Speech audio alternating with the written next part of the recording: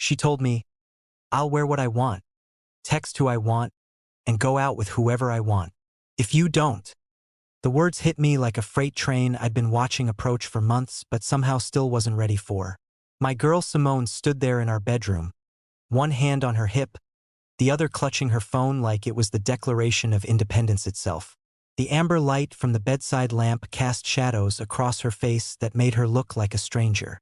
Her lip gloss caught the light as she spoke, that new shade she'd been wearing lately, the one she never wore when we stayed in.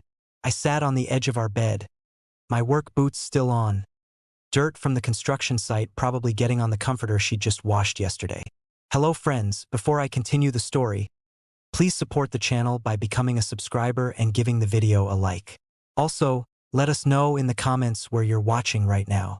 It was a Tuesday evening in October, the kind where autumn finally remembers it's supposed to be cold in Chicago. I'd come home after a 12-hour shift pouring concrete for a new development on the south side, my back aching, my hands still gritty despite washing them twice.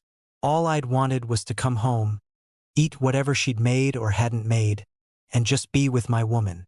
Instead, I walked into what felt like an ambush, a culmination of 3 months of distance I'd been trying to bridge with patience and understanding. The apartment smelled different lately, like she'd changed her perfume or maybe just stopped wearing the one I loved. For weeks, the signs had been stacking up like unpaid bills I kept shoving in a drawer.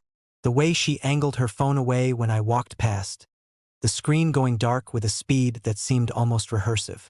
The late nights she started pulling at the hospital where she worked as a surgical nurse, shifts that somehow never appeared on the schedule she used to show me. Her girls' trips became more frequent, more expensive, more secretive, and the friends she went with were names I'd never heard in our 3 years together. There was this new laugh she had, high and performative, that she'd use when her phone buzzed with certain messages, a laugh that sounded nothing like the one I fell in love with. Last month, I tried to address it like a man who still believed in us. "Baby, I feel like we're drifting," I'd said, choosing my words carefully, trying not to sound accusatory or insecure.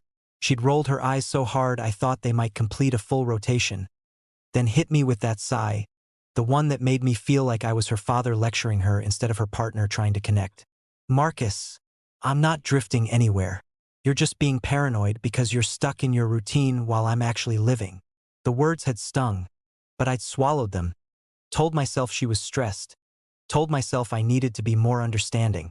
That conversation ended with me apologizing for bringing it up, a pattern that had become as familiar as breathing. Tonight, though, something in me had finally cracked when I saw her getting ready to go out again. She was wearing that black dress, the one with the deep V-neck that I'd bought her for her birthday dinner, the one she said was too special to waste on a regular night out. Her makeup was immaculate, the kind that takes an hour and 100 YouTube tutorials, not the quick 5-minute routine she did when we went out together. The heels she was strapping on cost more than my weekly paycheck, red bottoms she'd bought herself last month after what she called a good week at work. I'd been sitting there watching her transform into someone who clearly wasn't getting ready for me, and the question just came out, quiet and defeated. "Were you headed looking like that?" She'd turned from the mirror, and that's when she delivered the speech. "I'm going out, Marcus. Just out. And before you start with the interrogation, let me save us both some time." Her voice had that edge to it, the sharp one she used with difficult patients, clinical and cutting. She stepped closer, and I could smell that new perfume, something expensive and foreign, nothing like the warm vanilla she used to wear. "I'll wear what I want," she said, gesturing to the dress that barely contained her. "I'll text who I want," she continued, waving her phone, which lit up right on cue with a message that made her smirk. "And I'll go out with whoever I want," she finished, the words hanging in the air like smoke after a gunshot. The silence that followed was deafening, broken only by the sound of the radiator hissing in the corner and some R&B playing softly from her phone speaker. She wasn't done, though, because she took one more step forward, her eyes locked on mine with something I'd never seen before, something between contempt and triumph. "This is my life, Marcus. I'm a grown woman. I don't need permission slips and bed checks from you." Her voice dropped lower, more venomous. "So if you don't like it, If you can't handle me living my life on my terms, then maybe you should think about whether this is the relationship for you. The room tilted slightly, or maybe that was just my world shifting off its axis. My heart, which had been hammering against my ribs like it was trying to escape, suddenly went quiet and still. The hurt, the jealousy, the desperate need to fix whatever was broken, all of it just stopped mattering. It was like something in my chest had been holding on so tight for so long that the muscles finally just gave out, letting go not from weakness but from exhaustion. I looked at her, really looked at her, and saw a woman I didn't recognize wearing the face of someone I'd loved with everything in me. For 3 years, I'd been building a life with Simone. I was the one who drove across the city at 2 in the morning when her mother had that health scare, staying up with her in the hospital waiting room, holding her while she cried into my shirt. I was the one who surprised her with breakfast in bed on her nursing exam results day, who rubbed her feet after those double shifts, who listened to every story about every difficult doctor and grateful patient.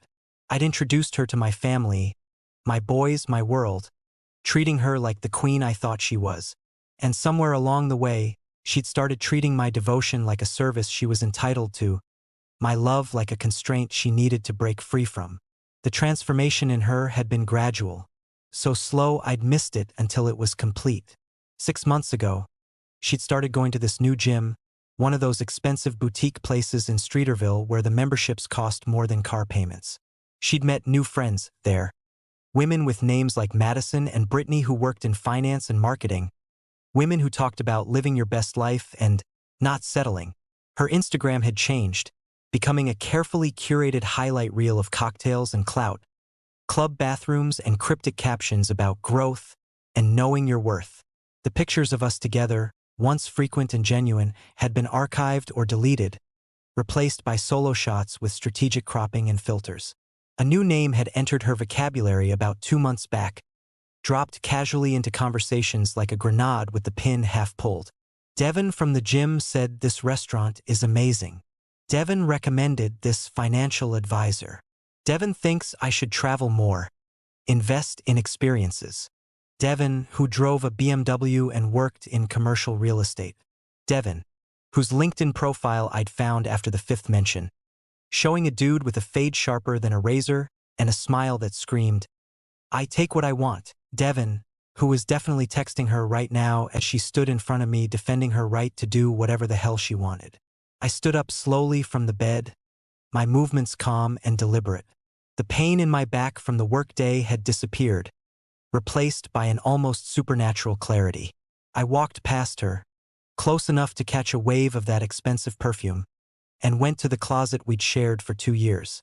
I reached up to the top shelf and pulled down my old duffel bag, the army green one from my brief stint in community college athletics.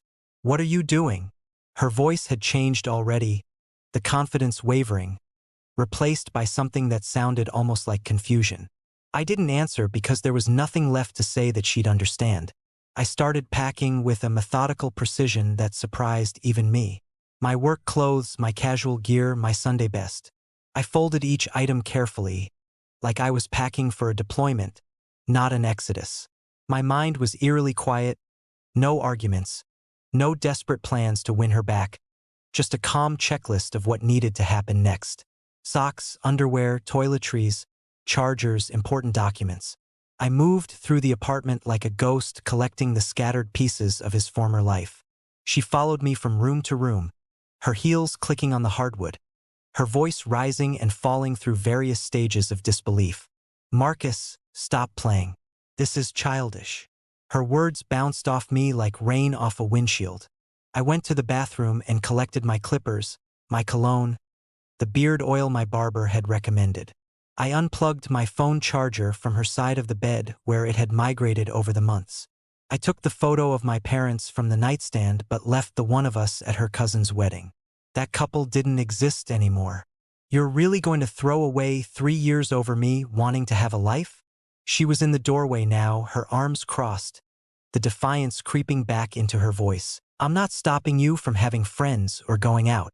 I'm just saying you need to trust me." Trust. The word would have been funny if it wasn't so tragic. Trust wasn't something you demanded while actively giving someone every reason not to give it. Trust wasn't getting dressed like you're going to seduce someone and then getting defensive when your partner notices. Trust wasn't a shield you hid behind while doing everything possible to erode it. I zipped the duffel bag closed, the sound final and sharp in the tense air. I slung it over my shoulder and looked around the bedroom one last time, seeing all the small ways I'd tried to make this place a home for us, all the compromises and considerations that had only ever flowed one direction. I walked to her nightstand and picked up the small notepad she kept there for random thoughts and shopping lists. I found a pen, one of the nice ones she'd gotten from a pharmaceutical rep, and wrote 4 words on the top sheet. I tore it off, folded it once, and placed it deliberately in the center of her pillow, right where her head would rest if she came home tonight. "Marcus, where are you going?" Her voice chased me as I walked toward the front door, my bag heavy on my shoulder, my keys jangling as I pulled them from the bowl by the entrance. "Don't you walk away from me. We're not done talking about this." I paused at the door, my hand on the knob, and turned to look at her one final time. She was standing in the hallway, this beautiful woman in her designer dress and her expensive heels, her makeup perfect, her armor complete. She looked ready for a night that didn't include me, had probably never included me in the version she'd planned. "We're done talking," I said quietly, my voice steady and sure. "You told me what you wanted, and I'm giving it to you. Complete freedom. Enjoy it." Her mouth opened, but I didn't wait to hear whatever came next. I walked out and closed the door behind me with a soft, final click. The November air hit me like a baptism, cold and clarifying. I loaded my bag into the trunk of my Chevy, the one I'd bought used but maintained immaculately, and sat in the driver's seat for a moment. I looked up at our second-floor window, saw the lights still on, saw her silhouette appear briefly before the curtain fell back into place. I started the engine, the rumble familiar and comforting, and pulled away from the curb. In my rearview mirror, the building got smaller and smaller, the lit window just another square of yellow in the Chicago night. I didn't speed, didn't peel out, didn't give her the drama she'd probably expected. I just left, clean and complete. I drove for 30 minutes with no destination, just moving through the familiar streets of the South Side, past the neighborhoods I'd grown up in, past the spots where I'd become a man. The city looked the same, but I was different, fundamentally altered in a way that felt both devastating and liberating. My phone was in the cup holder, and I could feel it buzzing periodically, her name lighting up the screen. I didn't look. There was nothing she could say that would change what had just happened. No combination of words that could undo the choice she'd made and the choice I'd finally accepted. I found myself pulling into the parking lot of Extended Stay America near Midway Airport, a bland, forgettable building that promised exactly what I needed: anonymity and temporary shelter. The room I rented smelled like industrial cleaner and other people's lives, but it was clean and quiet. I dropped my bag on the floor, the thud absurdly loud in the silence. For a long moment, I just stood there, listening to the hum of the heating unit and the distant sound of a plane taking off. This was rock bottom, maybe, or maybe it was solid ground. Couldn't tell yet. I took a shower that lasted 30 minutes, letting the water run so hot it turned my brown skin red, washing away the concrete dust and the lingering scent of her perfume and the weight of 3 years. I put on a pair of basketball shorts and an old Howard University t-shirt, clothes that were mine in a way nothing in that shared closet had felt for months. I ordered pizza from a chain I'd never normally eat, didn't care about the quality, just needed the simple act of consumption. I sat on the edge of the bed, eating slowly, watching SportsCenter on mute, letting the familiar scroll of scores and highlights fill the emptiness. My phone sat face up on the nightstand, lighting up with increasing frequency. The call started first. Simone, Simone, Simone, each one going to voicemail after 4 rings. Then the texts began, a barrage that I watched accumulate with detached curiosity, like I was observing someone else's crisis. 9:47 p.m. Where did you go? Come back so we can talk like adults. 10:15 p.m. Marcus, this is ridiculous. You're being dramatic. 10:52 p.m. Did you really take all your stuff? Are you serious right now? 11:34 p.m. Fine. Go ahead and pout. I'm still going out. Don't wait up. Oh wait, you won't be here to wait up lol. The progression of the messages told a story of someone who genuinely couldn't believe I'd called her bluff. Each text revealed a little more panic beneath the bravado, a growing realization that the reliable, steady Marcus who always came back, who always forgave, who always understood, might actually be gone. I read them with the clinical interest of a researcher studying a specimen. There was no anger in my observation, no satisfaction, just a quiet noting of patterns. She wasn't worried about me, about where I was or if I was okay. She was worried about the disruption to her plans, the absence of her safety net, while she walked the tightrope of her new life. The final message came through at 3:47 a.m., and I only saw it because I'd woken up from a dreamless sleep, my body not yet adjusted to the unfamiliar bed. I came home. Your closet is empty. The bathroom looks wrong. Did you really leave? Over what? Me going out with friends? This is crazy, Marcus. This is actually crazy. We need to talk tomorrow. Tonight. Whenever you see this. Just come back. I stared at the message, noting the timestamp, doing the math. She'd gone out after I left, probably to prove a point, probably posted about it with some caption about living free. And now she was home, alone, facing the empty closet. I wondered if she'd found the note yet. I pictured her stumbling in, heels in hand, makeup smudged, the night's victory feeling hollow in an empty apartment. I imagined her walking into the bedroom, seeing my side of the closet gaping open, my toiletries gone from the bathroom, my presence erased. I saw her finding the folded paper on her pillow, opening it with shaking hands, reading the 4 words I'd written. You got your wish. The visualization brought me no joy, but it also brought no regret. I turned the phone face down, pulled the scratchy hotel comforter up to my chin, and went back to sleep in the exact center of the queen bed. The next morning brought a different kind of clarity, the harsh fluorescent kind that leaves no shadows to hide in. I sat in the hotel's breakfast area, eating rubbery scrambled eggs and drinking burnt coffee, and made a list on my phone. Find an apartment. Update my address. Separate our phone plan. Close the joint savings account we'd opened 6 months ago, the one that was supposed to be for our future. The logistics of disentanglement were surprisingly straightforward, just a series of administrative tasks that would erase the infrastructure of our shared life. I found a studio apartment in Bronzeville through a guy I worked with whose cousin was a property manager. It was small, just a main room with a kitchenette and a bathroom, but it had good light and hardwood floors, and it was mine. The rent was less than half of what we'd been paying for the 2-bedroom in Hyde Park, and I could move in immediately. I signed the lease that afternoon, putting down first and last month's rent from my personal savings, money I'd been setting aside for an engagement ring I'd never buy now. Over the next week, I systematically dismantled every connection. I called our landlord and explained that I was vacating, gave my 30-day notice, and paid my portion of the remaining lease to avoid any legal entanglement. I went to the bank and withdrew my half of our joint savings, closed the account, and opened a new one at a different institution.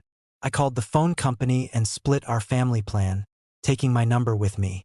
I changed my address with the post office, with my job with the DMV. Each task was a small severance, a cut that brought me closer to complete separation. I allowed myself one moment of weakness, one brief glimpse back at the life I was leaving. I unblocked Simone's number just long enough to see the full extent of her attempts to reach me: 47 missed calls, 63 text messages, and 12 voicemails. The desperation was palpable even in the notification count. I didn't read the texts or listen to the voicemails. Instead, I opened Instagram, the app one rarely used but knew she lived on. Her profile was public, a gallery of her carefully constructed reality. The night I left, she'd posted a video of herself and her girls at some club in River North, bottle service and strobing lights, her dress shimmering as she danced. The caption: living MY life on MY terms, nail polish sparkles, #no apologies, #free spirit, #know your worth. The comments were the expected chorus of encouragement from people who didn't know the context. But as I scrolled through the days following, the narrative shifted. A quote graphic about temporary people in your life. A selfie with a forced smile. Sometimes growth means growing alone, flexed biceps. And then, for days after I left, A picture that confirmed everything I'd suspected. Devin. She was at some restaurant, one of those trendy spots in West Loop with exposed brick and Edison bulbs, and he was across the table from her, his smile confident, his watch expensive. She wasn't tagged, but he was in the comments. Great catching up with you, smirking face. Her response. Always good conversation with good people, folded hands. The performance was exhausting to witness. She'd traded something real for something that looked good in photographs, had exchanged substance for the appearance of upgrade. I felt nothing looking at it. No jealousy, no anger, just a distant, clinical pity for someone so lost. I blocked her on every platform I could think of. Instagram, Facebook, Twitter, even LinkedIn, where she'd never posted but had a profile. I deleted our text thread, all 3 years of daily communication, without reading the recent messages. I removed her contact entirely, so if she called from her number again, it would just show up as unknown. I was erasing her from my digital life with the same methodical precision I'd used to pack my bag. The silence that followed was profound, like stepping into soundproof room after years of living next to a highway. 3 weeks into my new life, into the strange peace of solitude and self-determination, my phone rang with an unknown number. I'd just gotten back from playing pickup basketball at the park. My new Saturday routine, my body tired in a good way. I answered without thinking, expecting maybe a call about a contracting job. Marcus? Oh, thank God, you actually answered. It was Keisha, Simone's best friend since nursing school. Her voice carrying that practiced concern that immediately put me on guard. Keisha, I said, my tone neutral, neither warm nor cold. I grabbed a towel and wiped the sweat from my face, already knowing where this conversation was headed.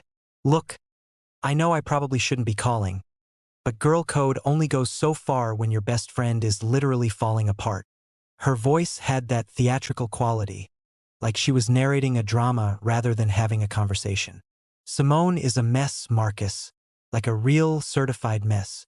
Y'all need to fix this. The presumption in her words, the assumption that there was a y'all that needed fixing rather than a she who'd made choices, would have made me angry a month ago. Now it just confirmed what I already knew. There's nothing to fix, Keisha, I said simply, taking a long drink of water, letting the silence stretch. She clearly hadn't expected that response because she stumbled for a moment before regrouping, launching into what sounded like a prepared speech. Okay, I hear you, but you need to understand what's going on. That Devin guy? Total user. He completely played her, Marcus. Took her out a few times, all smooth talk and promises, and then ghosted her after he got what he wanted. Keisha's voice dropped to a gossipy whisper. She went to his place last week to talk, and some other woman answered the door. A whole different woman, Marcus. Can you imagine how humiliating that was for her? I could imagine it vividly and exactly, and the image brought me no satisfaction but also no sympathy, just a sense of inevitable consequence. And her girls from the hospital, the ones she was going out with all the time, they've completely ditched her. Said she was being too much and bringing the vibe down. Keisha was building steam now, clearly expecting these revelations to move me. She's been missing shifts at work, crying in the bathroom, got written up by her supervisor. She had to move out of y'all's apartment because she can't afford it alone, and now she's staying in her mama's basement. Her mama's basement, Marcus. At 30 years old, the catalog of disasters was comprehensive, a detailed account of a life imploding under the weight of poor choices. I listened without interruption, noting the careful way Keisha framed everything as happening to Simone rather than as consequences of Simone's actions. The passive voice of victimhood, the grammar of someone refusing to accept responsibility. She knows she messed up, Keisha continued, her voice taking on a pleading quality. She told me she was stupid, that she took you for granted, that you were right about everything. She needs you, Marcus. You were always the stable one, the one who kept her grounded. You have to at least talk to her. There it was, the core appeal, not that Simone loved me or missed me or wanted to build something better, but that she needed me. I was a function, a service, a stabilizing force for someone who deliberately destabilized herself and was now shocked by the turbulence. I appreciate you letting me know all this, Keisha, I said, my voice maintaining its calm. professional tone. I hope Simone gets the help and support she needs. I really do. The sincerity in my voice seemed to confuse her because there was a pause, a moment where she clearly expected me to say more, to offer to reach out, to fix the problem I hadn't created. That's it? That's all you have to say? Her voice rose in pitch, disbelief sharpening into something like anger. Your girl of 3 years is going through hell, and you're just like, I hope she gets help? What happened to you, Marcus? When did you get so cold? The accusation hung in the air, and I could have explained, could have detailed every ignored conversation, every dismissed concern, every way I tried to hold on before I finally let go. But explaining would require her to understand, and understanding would require her to see Simone as something other than a victim of circumstance. Take care of yourself, Keisha, I said instead, the finality in my tone clear and absolute. I've got to go. I ended the call before she could mount another argument, before she could deploy whatever other guilt or manipulation she'd prepared. I immediately blocked the number, adding it to the growing list of closed doors. The violation of my peace felt like someone tracking mud through a freshly cleaned house, but my resolve didn't waver. If anything, it crystallized further, turning from determination into diamond-hard certainty. That night, I got a text from my boy Darius, someone I'd known since high school, a solid dude who'd always kept it real with me. Yo, saw Simone at Target today. She looked rough, man. Real rough. Asked about you. Told her I hadn't talked to you. Just thought you should know she's out here looking for you. I thanked him for the heads up and asked him to not share any information about me if she asked again. He sent back a simple, say less 100 points. And I knew he'd keep his word. The idea of her actively searching for me, asking mutual acquaintances, trying to penetrate the walls I'd built, should have felt like harassment. Instead, it felt distant and irrelevant, like hearing about a storm system that was hitting a city I'd moved away from.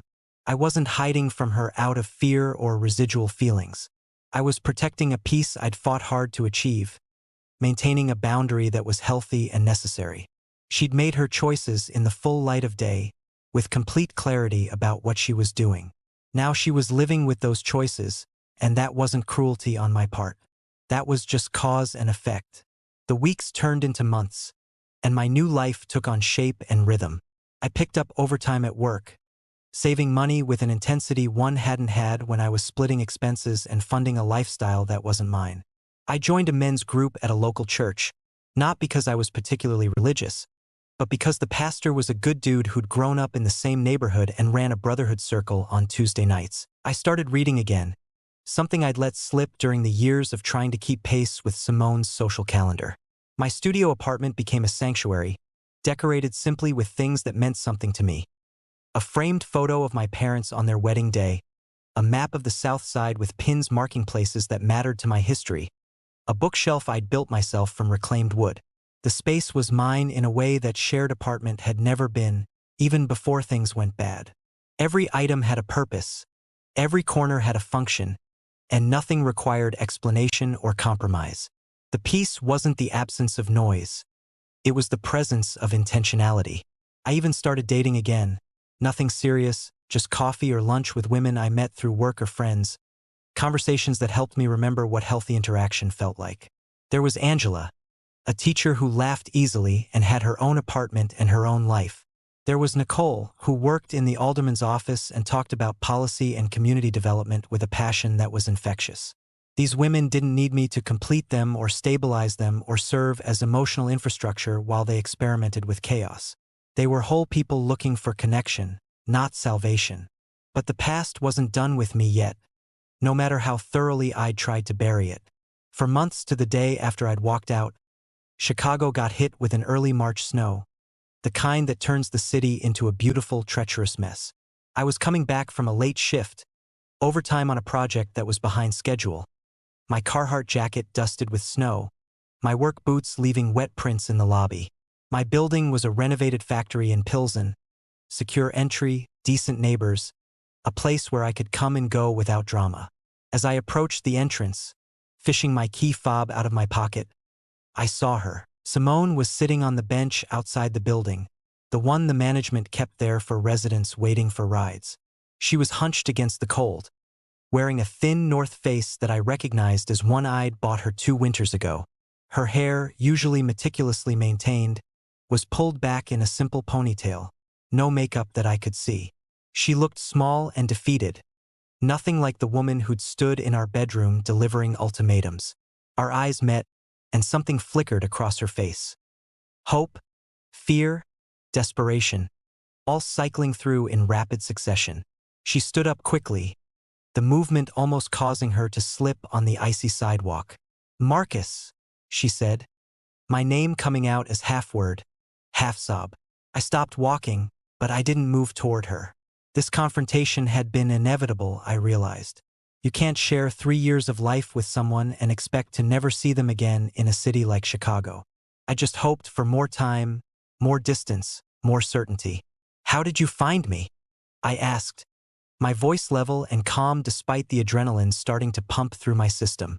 The snow fell between us, fat flakes that melted on contact with the pavement. She wrapped her arms around herself, shivering in a way that seemed only partially related to the cold. "I didn't. I work near here now. Got transferred to a clinic on 18th Street. I've been riding the Pink Line every day, and I saw you getting off 2 weeks ago. I've been waiting, hoping to see you again." The admission was pathetic and stalkerish and desperately sad all at once. She'd been essentially staking out my routine, waiting for this moment, probably rehearsing what she'd say. "You're freezing," I observed, the statement as emotionless as a weather report. I didn't offer my jacket, didn't suggest we go inside. I just stood there, my hands still on the key fob, waiting for whatever this was to play out, so I could move past it into my warm, quiet apartment. "I don't care about being cold," she said, taking a step toward me, her voice cracking. "I care about this, about us, about fixing what I broke." The tears started then, real ones that I could see even in the dim light from the street lamp, not the performative kind she'd been capable of when she wanted something. "Marcus, I was wrong. About everything. You were right. Devin was a user. Those girls weren't real friends. I was chasing something that didn't exist, and I destroyed something that did." The confession was comprehensive, seemingly heartfelt, exactly what I might have wanted to hear 5 months ago. Now, standing in the snow, watching her cry, I felt nothing but a distant, clinical observation of human behavior. "I lost everything," she continued, her words tumbling out faster now, like she was afraid I'd leave before she could say it all. "My apartment, my friends, my self-respect. I had to move back in with my mama, Marcus. I'm 30 years old, sleeping in my childhood bedroom with a twin bed and posters from high school still on the walls." She took another step closer, and I could see her face more clearly now. The weight she'd lost, the darkness under her eyes, the overall appearance of someone who'd been through something difficult. "I got demoted at work after I missed too many shifts. I'm not even in surgery anymore. They've got me doing intake at a clinic, taking vitals and checking insurance. Do you know how humiliating that is? After everything I worked for." Her voice was rising now, the tears coming harder, her whole body shaking. "I know I don't deserve your forgiveness," she said, and for a moment, I thought she might actually understand. "But I need it. I need you. You were my anchor, Marcus. You kept me grounded, kept me real. Without you, I just spiraled. And I can see that now. I can see what I had, what I threw away." She reached out as if to touch my arm, and I took a deliberate step back. The rejection of the gesture made her face crumble, but she pressed on. "Please, can we just talk? Just go somewhere warm and talk? I'll do anything. Therapy, couples counseling, whatever you want. I'll be better. I'll be the woman you fell in love with." There it was again, the promise to perform a role, to be a version of herself that might keep me, without any real understanding of what had gone wrong. She was offering to modify her behavior to regain access to stability, to the life I'd provided, not to actually grow or change. "Simone," I said, and my use of her full name, formal and distant, made her flinch. "You told me you'd wear what you want, text who you want, and go out with whoever you want. You told me if I didn't like it, I could leave." "I was stupid," she interrupted, her voice desperate and pleading. I was testing you. I wanted you to fight for me, to show me you cared enough to set boundaries, to be jealous, to be something other than just understanding all the time. The admission was stunning in its toxicity. The revelation that our entire ending had been some kind of fucked up loyalty test that I'd failed by respecting her stated wishes. I didn't mean it. I wanted you to prove you loved me by not leaving. The manipulation of it, the calculated cruelty disguised as emotional need, would have broken me months ago. Now it just confirmed everything I'd come to understand about who she really was. I did fight for us, I said quietly, my voice steady despite the snow and the cold and the weight of this conversation. I fought by trying to communicate, by expressing concern, by asking for connection. I fought with words and patience and understanding. What you wanted wasn't a fight. You wanted a cage. She shook her head violently, more tears streaming. No, that's not. I just needed to know you cared enough to be possessive, to claim me, to show other people I was yours. The words revealed a worldview so fundamentally broken, so rooted in performance and ownership rather than partnership and respect, that I felt almost sorry for her. Almost. That's not love, Simone. That's control wrapped up in romantic language. And I'm not interested in either side of that dynamic. Please, Marcus. I'm drowning here. I need you. Her voice had gone small and broken, the final appeal to my nature as a fixer, as someone who'd always stepped in to help. The woman you're asking for, I said. The one who worried about your clothes and your texts and your nights out. He doesn't exist anymore. You didn't want him when you had him. You called him paranoid, controlling, insecure. You told him to leave if he couldn't handle your freedom. So he left. And you freed him too. I looked at her, this woman I'd loved deeply and completely, and felt the absolute absence of any desire to return to what we'd had. My life now is peaceful. I work, I sleep, I build things, I read. I exist without drama or manipulation or tests. You're not part of that peace. You're the opposite of it. And I've worked too hard to find this, to give it up for someone who's only interested now that the alternative has revealed itself to be empty. The words landed like physical blows, and I watched her face cycle through denial, anger, bargaining, and finally, a kind of hollow acceptance. So that's it? You've just moved on? Replaced me? There was venom trying to surface through the despair. I haven't replaced you. I've replaced the chaos. You're welcome to keep the life you chose. The freedom to wear what you want, text who you want, go out with whoever you want. You fought hard for that independence. Don't waste it trying to give it back now that it's not as fulfilling as you imagined. I turned toward the door of my building, this conversation over in every way that mattered. Marcus, please. The cry was stripped of all pretense now, just raw pain and regret. I paused, my hand on the door handle, but I didn't turn back. Take care of yourself, Simone. I mean that. Get therapy. Fix your relationship with your work, with your mom, with yourself. But do it for you, not to get back something you deliberately destroyed. There's no going back. There's only forward, and my forward doesn't include you. I pulled the door open, the warmth from inside rushing out to meet the cold air. I loved you, she called out, the past tense in my mind even if she meant it as present. I know you did, I said, still not turning around. But you loved the idea of having someone more than you loved the actual person. And I'm not interested in being an idea anymore. I stepped into the lobby, and the heavy door swung shut behind me with a pneumatic hiss, sealing me in and her out. Through the glass, I could see her still standing there, snow accumulating on her shoulders, her face turned up toward where she thought my apartment might be. I didn't wait to see how long she'd stand there.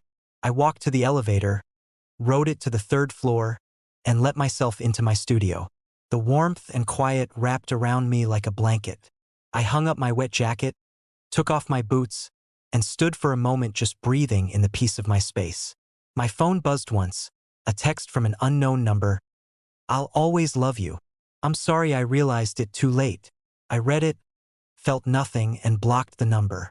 I'd probably have to do this several more times, block several more numbers, have several more versions of this conversation before she finally accepted that I meant what I said.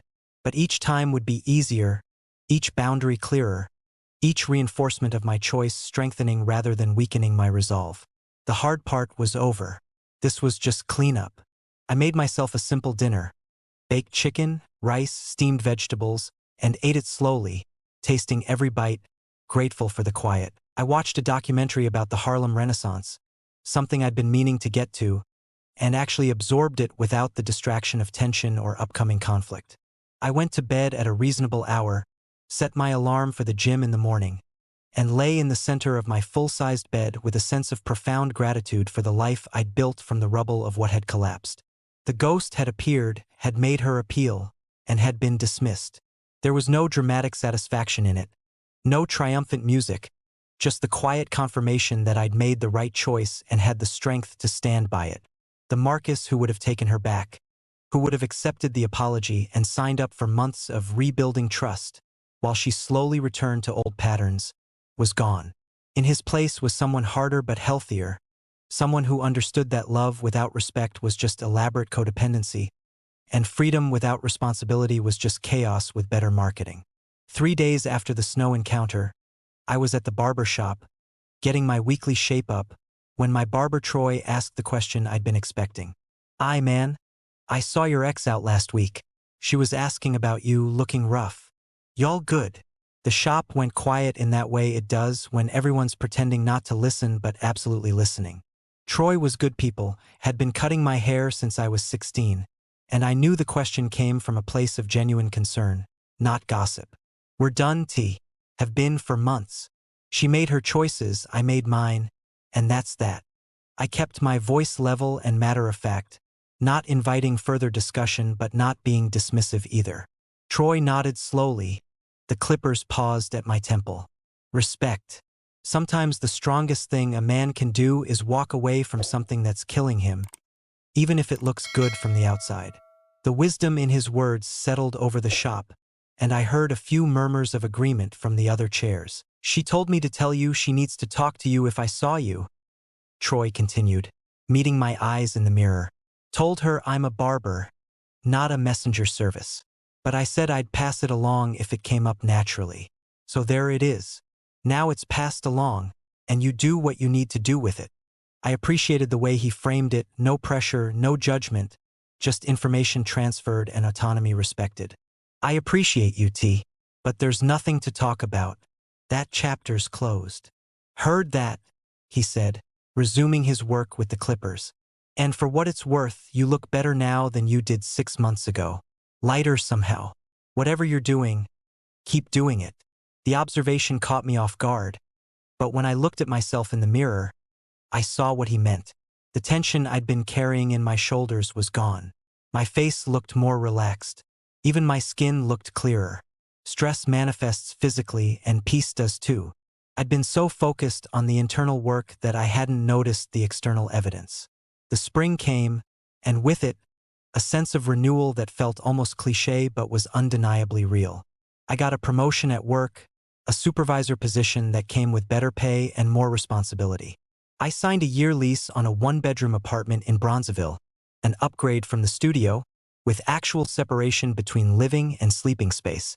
I bought real furniture, not the IKEA temporary stuff but solid pieces from a Black-owned furniture store on 87th. Investments in a life I was building to last. I was seeing Angela regularly now, the teacher I'd met through a mutual friend. It wasn't serious yet, but it was healthy. 2 whole people choosing to spend time together, not 2 half people trying to complete each other. She had her own life, her own friends, her own interests, and she expected the same from me. We went to museums and concerts. We had dinner and actual conversations. There were no games, no tests, no manipulation disguised as passion. It was almost boring in its healthiness, and I was learning to appreciate boring, to see it not as the opposite of excitement but as the foundation of stability. One Saturday in May, I was at a street festival in Hyde Park, walking through the vendors with Angela, when I saw Simone. She was about 30 feet away, working a booth for the clinic where she'd been transferred, handing out pamphlets about community health services. She looked better than she had in the snow, more put together, but there was a weariness to her that makeup couldn't quite cover. Our eyes met across the crowd, and I saw the recognition, the brief flare of something: hope, regret, longing, cross her face. I nodded once, a simple acknowledgement of shared history and nothing more. She nodded back, and I saw her eyes shift to Angela beside me. Taking in the easy way we stood together, the lack of tension or performance. Something in Simone's expression crumbled slightly, the final death of whatever hope she'd been carrying. I turned away, not cruelly but definitively, and continued walking with Angela, who hadn't noticed the exchange and was talking about a book her students were reading. That nod was the last communication Simone and I would ever have. I didn't feel triumphant about it or guilty. I felt the quiet satisfaction of a man who'd set a boundary and maintained it, who'd chosen himself when someone else had unchosen him. The closure people always talk about needing doesn't come from a final conversation or a perfect explanation. It comes from living well, from building something new, from waking up one day and realizing you've gone a whole week without thinking about what you lost because you're too focused on what you're gaining. 6 months later, I heard through the grapevine that Simone had moved to Atlanta, a fresh start in a new city, away from the wreckage of her Chicago life. I hoped she found what she was looking for, hoped she learned the lessons that life had been teaching her, hoped she became a better version of herself. But I hoped it from a distance, with the benevolent indifference of someone who'd moved on completely. Her story was no longer intertwined with mine. Our narratives had diverged, and I was peaceful with the direction mine had taken. I proposed to Angela on a Sunday morning in my apartment, nothing elaborate or Instagram-worthy, just a question asked over coffee with the morning light streaming through the windows. She said yes, and we started planning a life together built on fundamentally different principles than the one I'd tried to build with Simone. This was a partnership of equals, of mutual respect, of two people who chose each other daily without ultimatums or conditions. We talked about everything: money, kids, careers, boundaries, expectations, with a level of honesty that would have seemed unromantic if it wasn't so deeply loving. The day I moved into our new place together, a house in Chatham that we'd bought jointly, I found myself thinking about that night I'd packed my duffel bag and walked out. I thought about the man I'd been then, heartbroken and humiliated but finally choosing himself. I thought about the note I'd left on her pillow, those 4 words that had said everything that needed to be said. You got your wish. She'd wanted absolute freedom, and I'd given it to her by freeing us both. Sometimes the most loving thing you can do is let someone have exactly what they ask for, even when they don't really want it, even when they'll regret it, even when they'll come back begging to undo it. Because the alternative, staying, accepting disrespect, teaching someone that your boundaries are negotiable, doesn't serve anyone. It doesn't serve you, and it doesn't serve them. Growth requires consequence, and sometimes the consequence of demanding freedom is discovering how cold and empty that freedom can be when you've chased away everyone who actually cared. I never spoke to Simone again. I never felt the need to. Our story ended the night I walked out, and everything after that was just epilogue, the slow process of 2 lives untangling and going their separate ways. She'd wanted to wear what she wanted, text who she wanted, and go out with whoever she wanted without anyone questioning or caring. I'd given her that by becoming someone who no longer questioned or cared. And in doing so, I'd freed myself to find someone who didn't view my concern as control, who didn't see my love as a cage to escape, who understood that partnership means choosing each other, not challenging each other to prove worthiness. The last time I drove past our old building in Hyde Park, the one where it had all ended, I felt nothing but a vague curiosity about who lived there now. The life I'd had in that apartment felt like it belonged to someone else, a character in a story I'd read long ago. The pain had faded completely, leaving neither scar nor longing, just the clean space of a healed wound. I was grateful for what I'd learned, grateful for the strength I'd discovered, grateful for the peace I'd built. She told me I could leave if I didn't like it, so I did. And in leaving, I found myself. That's the story. No dramatic revenge. No public humiliation, no satisfaction in her suffering. Just a man who finally understood that he deserved better, took himself at his word, and built a life that reflected that understanding. The best closure isn't an explanation or an apology or a reconciliation. It's a life so full and peaceful that the past becomes irrelevant, a minor chapter in a much larger story that's still being written on your terms. Thank you for watching all the way through. There's another story to your left screen. You'll enjoy it more than this one.